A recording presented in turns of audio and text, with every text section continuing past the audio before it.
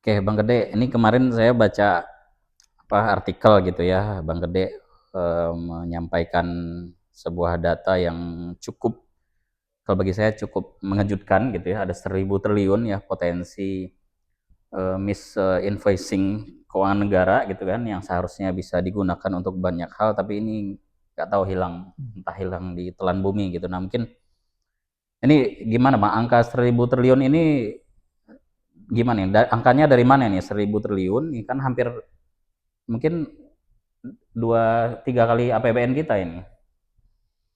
Iya, jadi terima kasih pertama Bang. Hmm.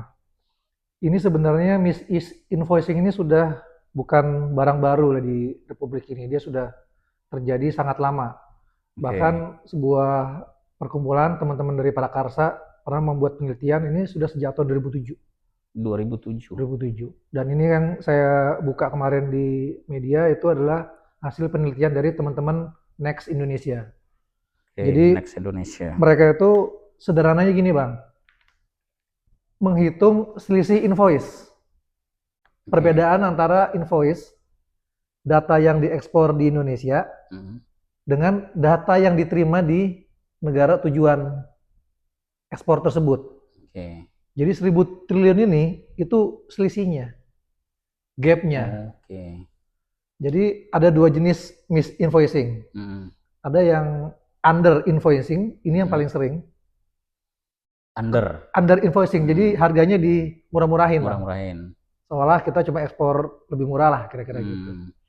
Ada juga yang over invoicing, jadi harganya tuh di naik-naikin. Hmm. Nah ini dua-duanya ini motivasinya beda-beda. Hmm. Kalau yang pertama tadi yang saya bilang harganya dimurah-murahin, yang under invoicing, ini karena dia ingin menghindari pajak, bang. Oke. Iya, jadi kan Pajak kalau ekspor gitu kalau ya. nilai ekspor kita makin rendah, otomatis pajak ekspor kita semakin kecil kan. Hmm. Itu yang ingin dihindari. Kemudian jika ekspor kita juga semakin kecil, artinya kan sales atau revenue dari si Hmm. perusahaan eksporter itu juga kecil. Sehingga kalau mungkin kalau dikurangi oleh dengan beban yang biaya perusahaan itu bisa menjadi tidak profit atau profitnya kecil. Hmm. Sehingga pajaknya pun jadi Kecil. PPh-nya kan ini namanya PPh Hmm. kan kecil juga. Hmm. Jadi ada ini penghindaran pajak sebenarnya, Bang. Hmm. Penghindaran pajak tadi apa bea ekspor, Hmm. penghindaran PPh badan ya kan, dan penghindaran ada untuk tambang itu namanya PNBP. Hmm. Karena PNBP ini nilainya sekitar 10% sampai 15%, misalkan batu bara itu, Hmm. tergantung kalorinya, itu dihitung dari nilai ekspor juga. Artinya kan Oke. kalau semakin kecil nilai ekspornya, PNBP ini juga murah juga dong. Nah, Hmm. jadi angka 1.000 triliun ini itu adalah selisih nilainya, Bang, sebenarnya. Hmm. Sementara potensi kehilangannya, yang tadi Abang bilang penerima negara, itu di angka pajak tadi.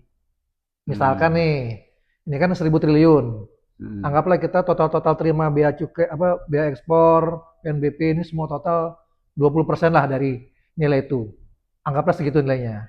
Jadi kita kehilangan 20% dikali 1.000 triliun. 1.000 triliun. Jadi sekitar 200 T tiap tahun Bang yang tapi Bang. Hmm. 200 T tiap tahun yang seharusnya masuk ke penerima negara dalam bentuk PNBP, pajak, Hmm. yang akan menjadi APBN, kan Hmm. lumayan 200 T Bang. Kemarinnya Pak Purbaya baru apa namanya Ngucurin ya ke Himbara. nyuntik dana itu ke Himbara 200 T ini kan. Hmm. Besar nih 200 T. Jadi kalau kita bisa dapat 200 T itu, saya pernah ngitung. Ini nih yang namanya tax ratio kita atau rasio penerimaan pajak kita terhadap PDB atau produk domestik bruto itu bisa naik kan sekarang di kisaran 9-10% ya. Hmm. Itu bisa naik 1-2%. Jadi mungkin sampai ke 12%. Kan Pak Purbaya kan pernah bilang saya target anak-anak buah saya meningkatkan tax ratio sampai 12%. Ya dengan ngurusin masalah misinvoicing dalam ekspor saja, ini 200 T kita bisa ya. mendapatkan potensi tambahan dana 200 triliun setahun. Mau bikin WUS 3 kali lagi bisa itu Bang. Mau bikin bus 3 kali lagi bisa. Bagi mau bikin Jakarta Surabaya kan Mau sekarang. bikin Jakarta Surabaya Hmm. bisa. Nah saya kan kurang hitung juga tuh, gimana sih kalau berapa sih biaya untuk menggratiskan pendidikan tinggi di Indonesia, Hmm. swasta dan negeri. Saya pernah hitung tuh, berapa sih nilai UKT-nya? Saya hitung, cuma 150 T, Bang. Jadi kalau kita mau merasakan Free. pendidikan gratis free, dari masuk sampai keluar tuh S1, S2, S3 gitu. S1 lah, anggaplah S1 aja. Seluruh Indonesia, swasta, negeri. Jadi yang miskin-miskin udah nggak mungkin ada alasan nih untuk nggak sekolah, asal lu pinter kan, lu masuk. Asal lu keterima. Dengan anggaran 150 triliun. 150 T. Jadi itu duit itu sangat besar, bisa buat ngapain aja, Bang. Jadi saya ambil contoh itu aja lah. Gitu. Jadi ini adalah pekerjaan besar untuk Pak Purbaya dan timnya, karena kan ini semuanya hampir di bawah beliau nih. Biaya ekspor. Nah, kan kemarin ada yang dipecat-pecatin tuh, ya kan, pegawai bea cukai gitu. Iya. Pajak apa bea cukai itu kemarin. Nah ini artinya kan 200 T ini kan angka yang besar seperti yang Abang sampaikan tadi. Kalau logikanya nggak mungkin dong nggak ketahuan gitu ya. Atau logikanya nggak mungkin dong Kementerian Keuangan nggak tahu nih ada potensi ini gitu. Apakah mungkin, jadinya kan kita menduga-duga ini apakah ada kong kali kong di belakangnya atau memang tahu tapi dibiarkan gitu. Nah kalau temuan dari teman-teman itu melihat itu nggak potensi itu? Ya, dugaan kuat sekali, Bang. Karena kan sistem ini kan di mana-mana sebuah kong kali kong dari Bang bilang gitu. Itulah permainan antara ada pengusahanya pasti kan, ada penguasanya nih. Nah, penguasa ini dalam arti pejabat nih. Biasanya tambah lagi tuh penegak hukum. 3 tuh biasanya tuh. Kan sistem biasanya kong kali kong, mafia apa segala macam kayak gitu bentuknya tuh. Kan misalkan saya eksportir nih. Bagaimana caranya saya bisa mengurangin nilai invoice saya tanpa petugas misalkan berani menegur saya atau bilang kamu jangan tentuin dong, biar nggak gitu gimana caranya? Ya pasti kan metode-metode yang kita tahu lah ya dalam dunia kayak gini kan, ya semua tuh kerjasama, Bang, berbagi semuanya. Dan mungkin dari 200 T yang harusnya dibayarkan, mereka mendingan bayar misalkan 2 T, didistribusikan rapi itu misalkan ke semua yang berwenang lah untuk masalah misinvoicing ini kan, seluruh pejabatnya lah siapa. Masih kecil buat mereka. Ketimbang mereka bayar 200 T ke negara, dengan mereka bayar misalnya 10%-nya gitu 10%-nya lah, 2 T untuk, kan udah kenyang juga tuh. Nggak, artinya gini, apa kalau saya perjelas lagi terkait ekspor tadi, underpricing tadi. Misalnya mereka ekspornya ada 1 juta misalnya. Iya. 1 juta kubik atau apalah hitungannya. Ya. Tapi yang dilaporkan hanya setengahnya gitu. Gitu. Prakteknya seperti itu yang Prakteknya terjadi. seperti itu. Gitu. Dan ini apakah bisa ini Bang, apakah bisa kita artinya ini nggak hanya sekadar kita ngomong aja gitu, memang ada datanya gitu. Iya. Jadi datanya itu sebenarnya ada di ini, Bang. Datanya data yang terpublikasi. Ini teman-teman Next Indonesia ini saya bacakan ya. Dia boleh. Itu menggunakan data UN Comtrade Database, United Nations Comtrade Database. Jadi data yang digunakannya adalah data internasional. Real gitu. Real gitu ya. Jadi memang angkanya ada gitu, cuma nggak ini. Terus ada juga data HS 4 digit, itu data perdagangan kan. Dan ini periodenya 2014-2023 selama pemerintahan Jokowi kebetulan ya. Dia 10 tahun ya era itu. Dia sorotinya ya. Dan ini sudah memperhitungkan biaya pengapalan dan asuransi 10% udah dikurangin, Bang. Jadi udah diasumsikannya ada biaya 10% untuk pengapalan dan asuransi, kurangin 10% tuh. Dapat 1000 T. Nah, jadi kalau dalam miliar dolar itu untuk under invoicing itu 40,2 miliar dolar under invoicing yang tadi dimurah-murahin tuh. 40 miliar dolar. 40 miliar dolar. Sekitar 600 T mungkin. Nah, kemudian untuk yang over invoicing nilainya 25,3 miliar dolar. Sekitar 400 T ya kalau dijumlahin 1000 T gitu kan. Jadi emang selalu lebih besar yang under invoicing, jadi mengurang-ngurangin itu. Nah, ini saya bacakan data yang lain lagi. Sebenarnya mitra dagangnya siapa sih? Kan pasti ingin tahu kan? Sebenarnya ke negara mana sih kita sering ekspor yang sering banyak. mengalami under invoicing ini. Hmm. Yang paling besar tuh kemana sih? Hmm. Ini saya sebutin nih dari yang paling banyak nih.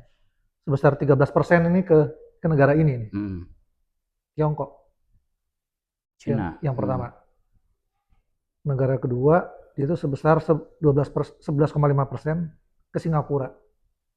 Itu bentuk yang diekspor apa itu? Pangan kah? Nah, kalau Tambang kah? komoditinya nih paling besar itu adalah coba untuk produknya ya. Jadi sorry.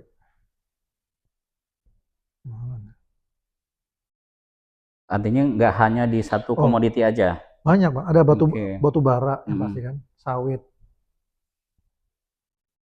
Ekspor kita tuh. Jadi apa ekspor kita yang paling besar? Ya, hampir di semua komoditi Devisa kita kan begitu. batu bara sawit paling besar kan. Disitulah pas terjadinya. Iya, kalau saya nih kan awam sebetulnya mengenai ini. Kalau yang under pricing oke lah dia untuk menghindari pajak. Nah kalau yang over Iya. itu gimana? Ininya Apa gimana? tujuannya? Apa motivasinya? Tujuan yang over berarti kan pajaknya juga harusnya apa gimana ininya perhitungan? Iya, kalau menurut penelitian ini mereka, kenapa melakukan over invoicing? Karena mereka ingin melakukan pencucian uang, Bang. Oke. Jadi agar ada semacam seolah-olah terjadi pengiriman nilai sebesar itu, ternyata di negara sana tidak sebesar itu kan. Nah, selisihnya ini itu menjadi duit pencucian itu. Jadi nilai pencucian itu. Jadi motivasinya kan tadi beda kan. Ya, kalau under invoicing tadi jelas untuk menghindari pajak ya kan.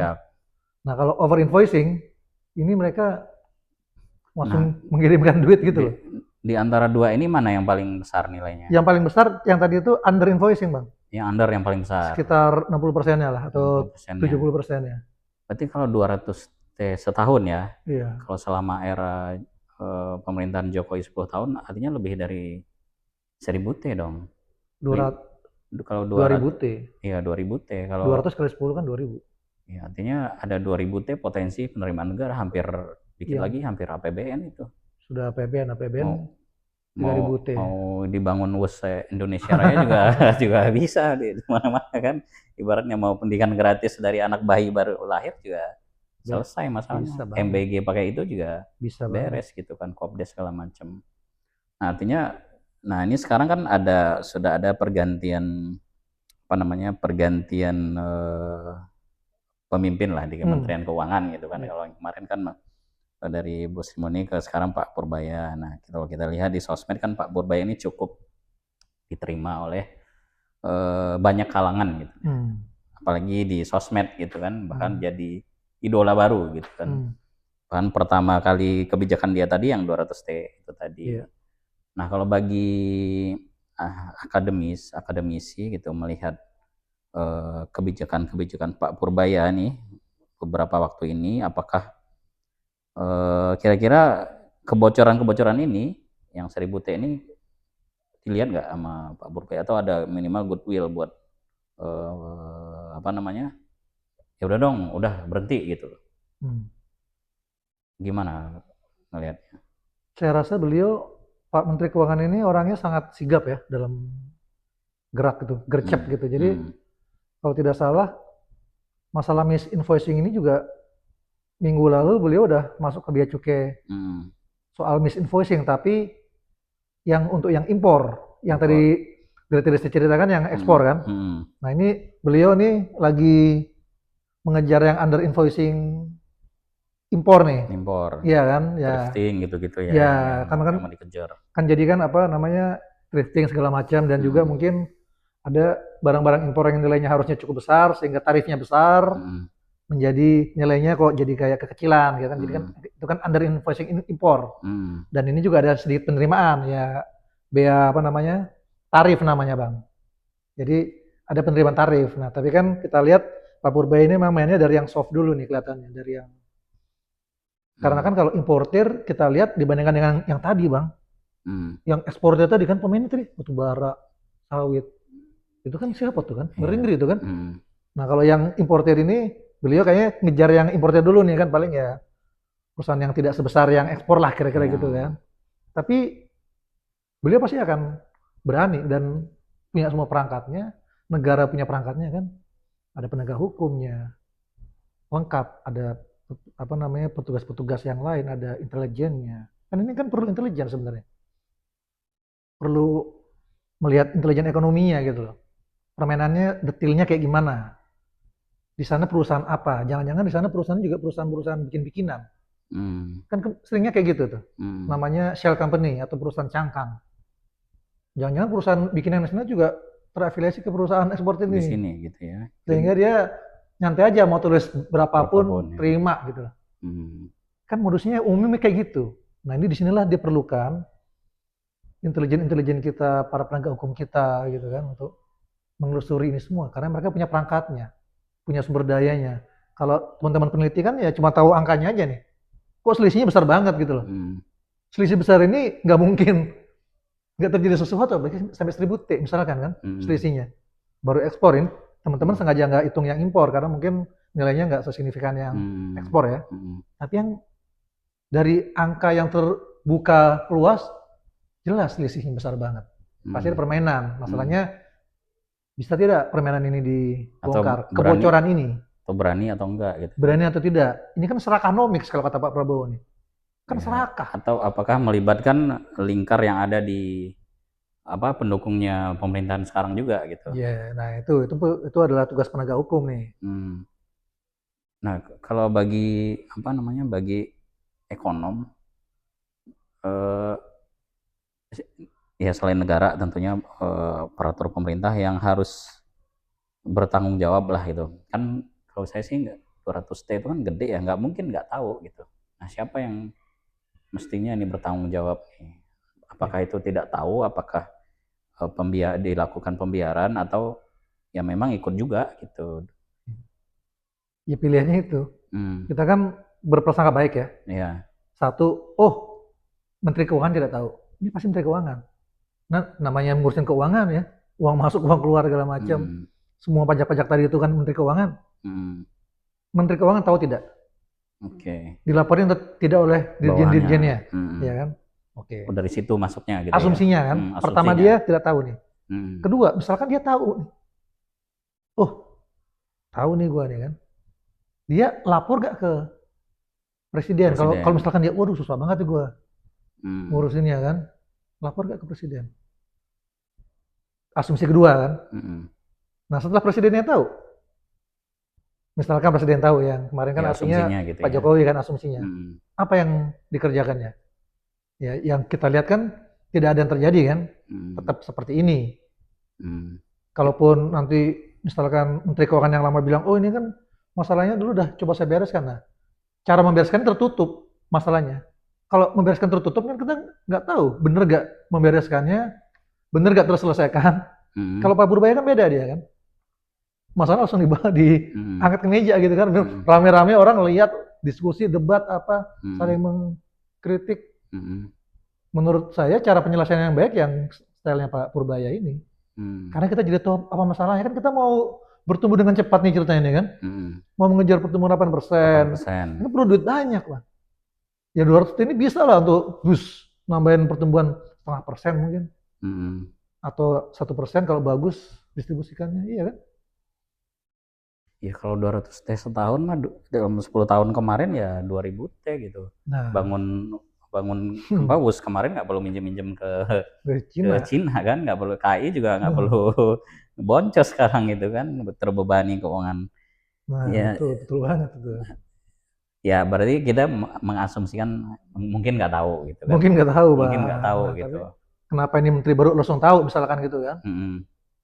Tapi penelitian ini sendiri dilakukan apakah ketika pemerintahan yang kemarin masih berjalan atau saat memang dilakukan pasca pemerintahan Jokowi selesai gitu. Jadi baru datanya bisa dapat semua gitu.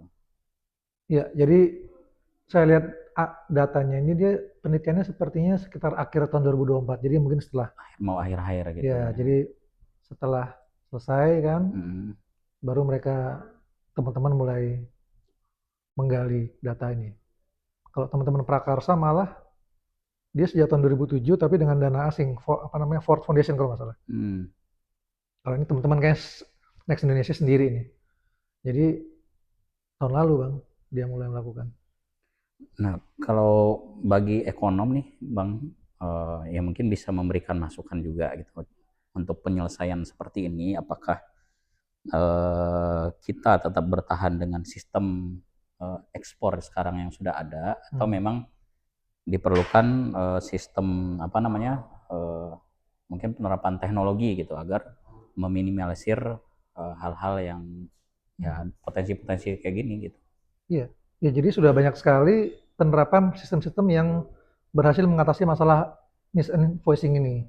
Karena kan masalah misinvoicing ini kan masuk dalam istilahnya itu transfer dana gelap, ilegal, yang oleh PBB juga sudah dianggap sebagai masalah di seluruh dunia. Tidak cuma di negara berkembang, tapi juga di negara maju. Hanya bedanya kalau di negara maju, dia sudah relatif berhasil menyelesaikan masalah ini. Yang masih banyak itu di negara berkembang. Dan menurut PBB hasil penelitiannya, yang terjadi di negara berkembang ini, praktek misinvoicing segala macam ini menghambat pertumbuhan ekonomi, persis seperti yang kita alami. Kan kita kan terhambat nih, 4%, 5%, kok kayak nggak cepat-cepat gitu. Katanya meroket tapi nggak. Katanya meroket. Tapi malah Tapi kembali ke yang tadi soal Presiden tahu atau nggak, kayaknya tahu Bang, karena mungkin ya, karena kan dulu pernah bilang nih, saya punya yang 11 T itu apa 11.000 ya. Kantong saya, 11.000 kan angkanya cocok termasuk tuh. Mungkin nih. Ya asumsinya mungkin asumsi tahu kan, gitu. 1000 T tiap tahun kan. Gitu kan. Iya kan. Mungkin ya, tapi kan kita cuma menduga-duga, coba ditanyakan aja mungkin langsung ke beliau juga udah pensiun kan.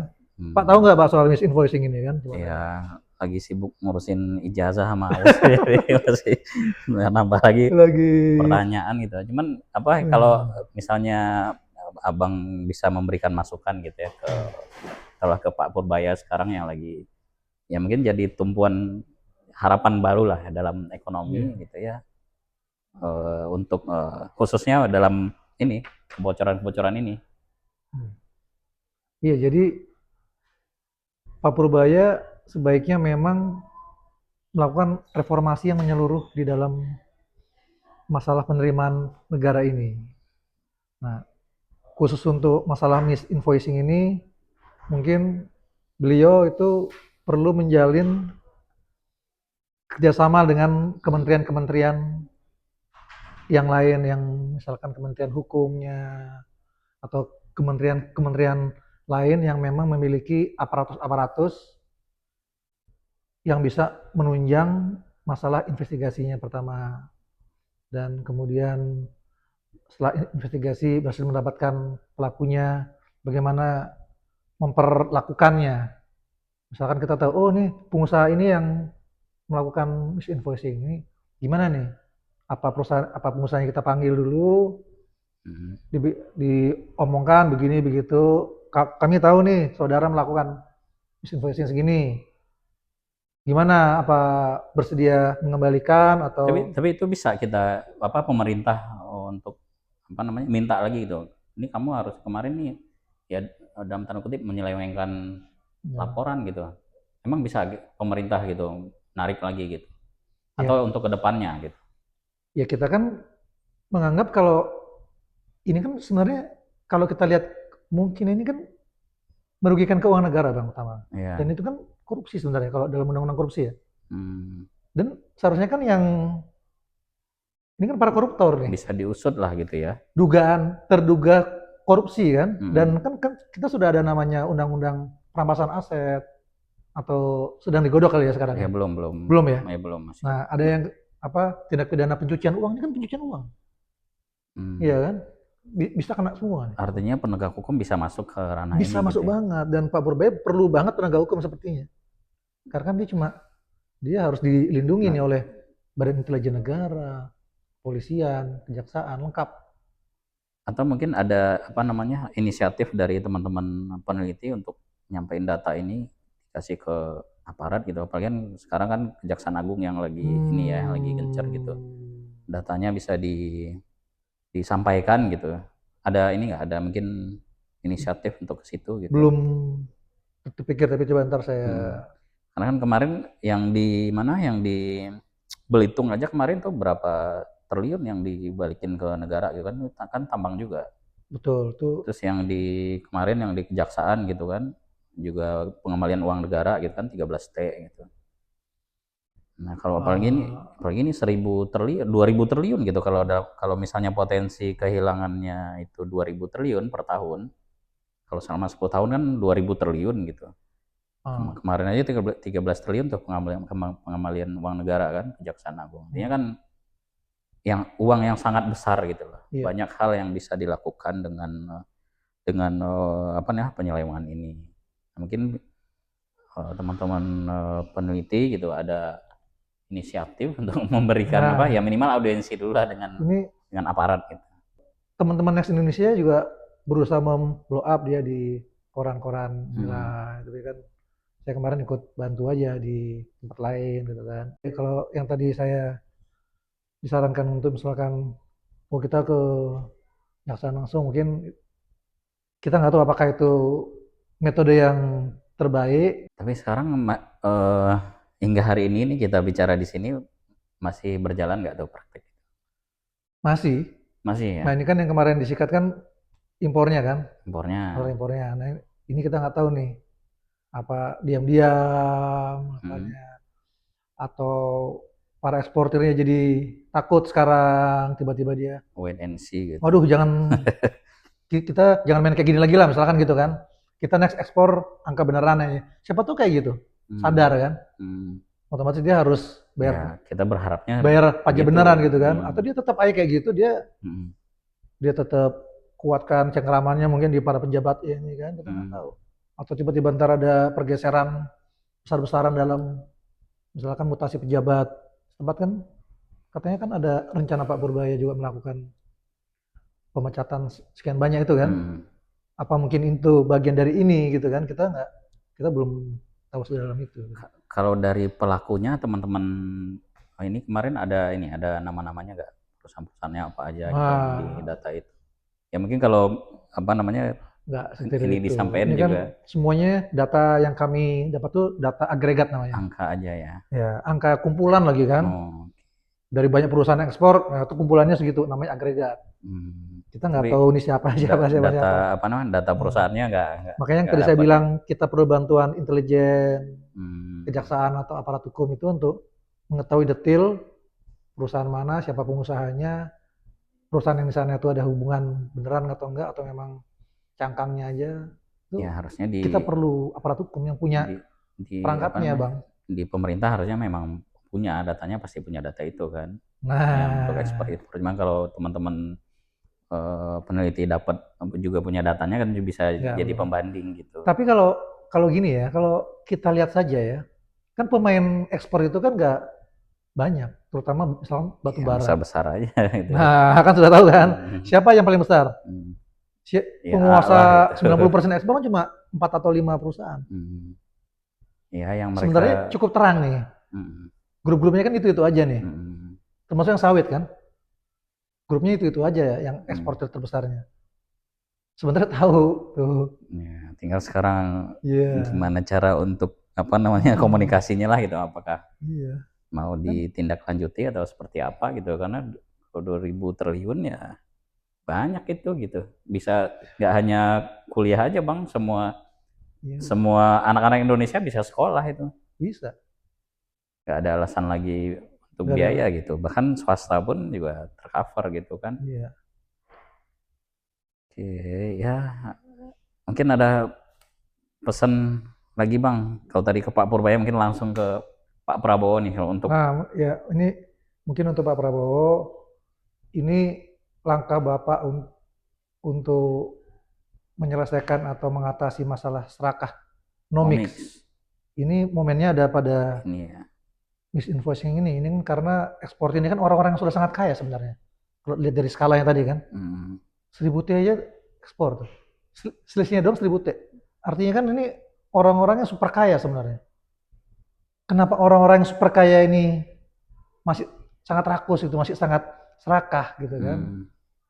Sebenarnya inilah tugas Pak Prabowo juga untuk bisa bagaimana meyakinkan para pengusaha kita, para eksportir kita untuk bisa mengurangi lah kecenderungan serakah nomicsnya ini gitu, agar lebih bisa berbagi demi pertumbuhan ekonomi, demi keadilan sosial.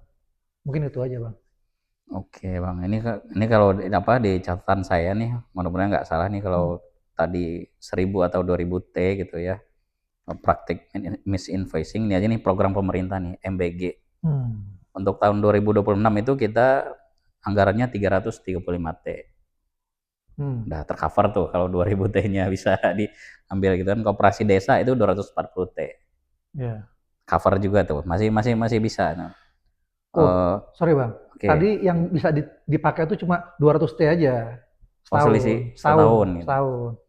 Ya, Jadi mungkin bisa gantiin salah satunya ya, aja tuh. ya bisa. Nah, untuk pangan nih kita 164,4 T. cover. WUS nih, kalau pakai standar Jepang 70 triliun bisa. Bisa 3 WUS nih setahun. Untuk 3 WUS nih versi Jepang. Tapi kalau versi versi Cina-nya kan 120 T. Nah, bisa 2 lah. Bisa 2. Bisa 2 tiap tahun nih. Tapi kalau WUS ini kalau kita kan yang WUS sekarang itu kan 142 km. Nah, kalau dipakai standar Arab Saudi yang dia 1.500 gitu kan. Itu dari Jakarta dari Lampung ke Sumatera aja tuh Aceh, udah sampai Aceh tuh. Beres tuh WUS-nya udah beres gitu kan. Apalagi Surabaya besok asumsinya nih prediksinya itu kurang lebih biayanya kalau pakai standar WUS itu 545 T.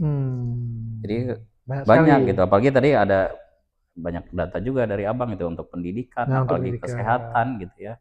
Apalagi pembangunan daerah tertinggal gitu. BPJS kan juga perlu disuntik lagi biar lebih fasilitasnya lebih luas lagi kan sebenarnya. Jadi ya memang harus ada usaha niat yang besar dari pemerintah untuk menyelamatkan 1000 triliun ini. Betul, gitu. Bang. Oke, makasih Bang. Makasih Bang. Atas waktunya, podcast wawancara yang singkat ini. Siap. Gitu. Mudah-mudahan kalau ada isu lain Bang. Yang dengan senang hati Bang, dengan senang hati. Kita bisa ketemu lagi waktunya. Makasih Bang. Lain kali kita diskusi lagi.